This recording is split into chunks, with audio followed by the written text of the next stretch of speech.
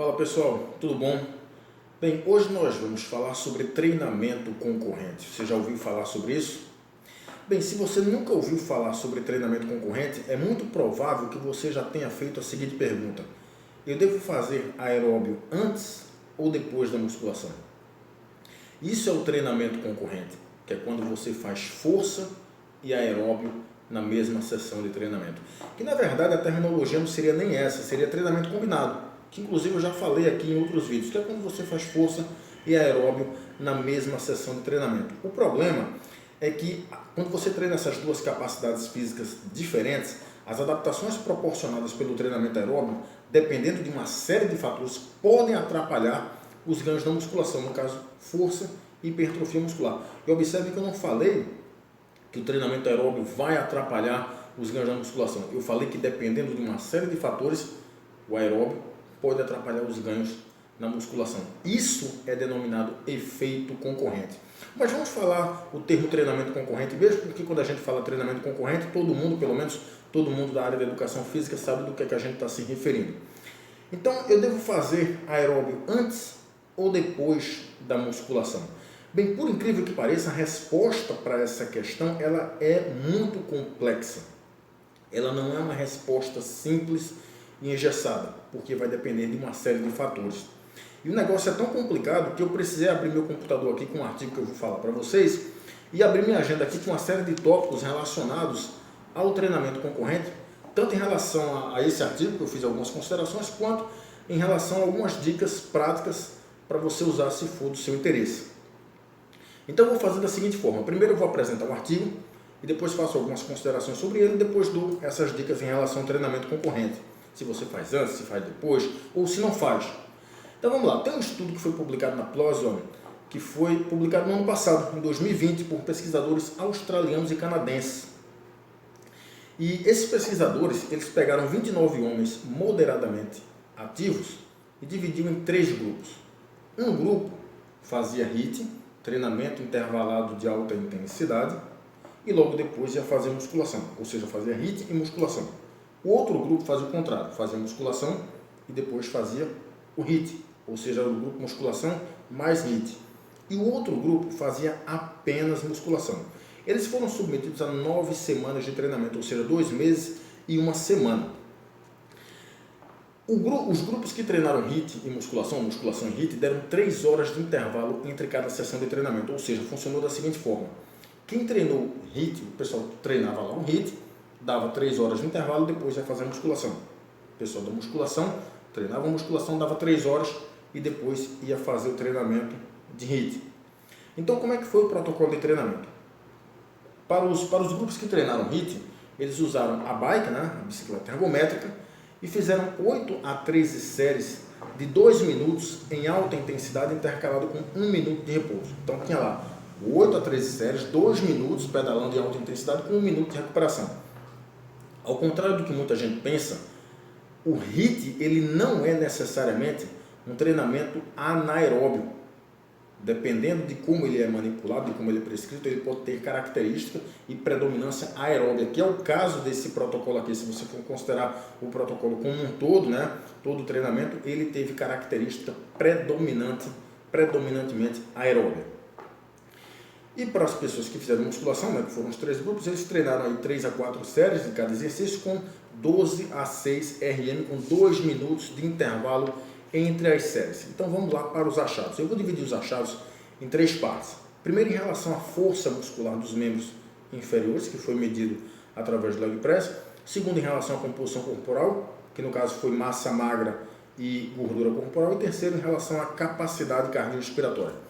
Em relação à força muscular no leg press, os 3 grupos tiveram aumentos significativos e semelhantes. Os 3 grupos tiveram aumentos significativos e semelhantes. E aí você fica surpreso, mas não teve efeito de concorrência? Nesse caso não. Na força não. E provavelmente não houve efeito de concorrência porque houve um intervalo de 3 horas entre um protocolo de treinamento e outro. Provavelmente, se não tivesse tido esse intervalo tão longo, se eles tivessem saído do HIIT diretamente para a musculação ou da musculação diretamente para o HIIT, provavelmente os ganhos ou não seriam significativos, e se fossem significativos, pelo menos não seriam semelhantes. Então, ao que parece, dar um intervalo aí mais prolongado, né, 2, 3 horas ou até mais, pode ser necessário para reduzir o efeito concorrente. Por outro lado, quem é que tem 3 horas de intervalo para dar aí entre uma sessão de treinamento e outra? A maioria dos mortais que treinam nas academias não tem esse intervalo todo. Mas vamos para frente. Em relação à massa magra e gordura corporal, ou seja, composição corporal, o grupo que fez musculação e 3 horas depois foi fazer o HIIT, teve ganhos mais pronunciados, ou seja, ganhou mais massa magra e perdeu mais gordura. E isso provavelmente aconteceu porque esse grupo pode ter conseguido manter altas intensidades de treinamento, o que é interessante para modificações positivas na composição corporal. Provavelmente o grupo que fez HIIT primeiro e depois foi fazer musculação, provavelmente o HIIT deve ter proporcionado algum desgaste, e aí quando eles foram fazer musculação deve ter tido alguma queda no desempenho, sei lá, nas cargas de treinamento, né, no número de repetições, e isso não foi suficiente para promover adaptações positivas na composição corporal. Por um outro lado, em relação à capacidade cardiorrespiratória, os 3 grupos, ou melhor, os 2 grupos, né, que fizeram HIIT, musculação e HIIT, esses 2 grupos tiveram aumentos significativos e semelhantes, ou seja, a ordem não importa. Portanto, para ganhos de capacidade aeróbica, ganhos de capacidade cardiorrespiratória, tanto faz se você vai fazer o HIIT ou o aeróbico, né, o aeróbico contínuo no início, né, antes da musculação, depois da musculação ou no meio dos exercícios, que vai dar na mesma coisa.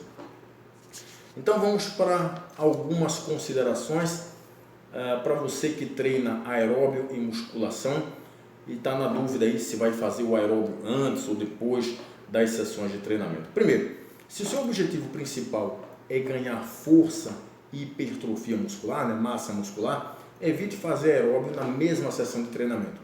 Porque se você fizer na mesma sessão de treinamento, o efeito concorrente vai ser maior.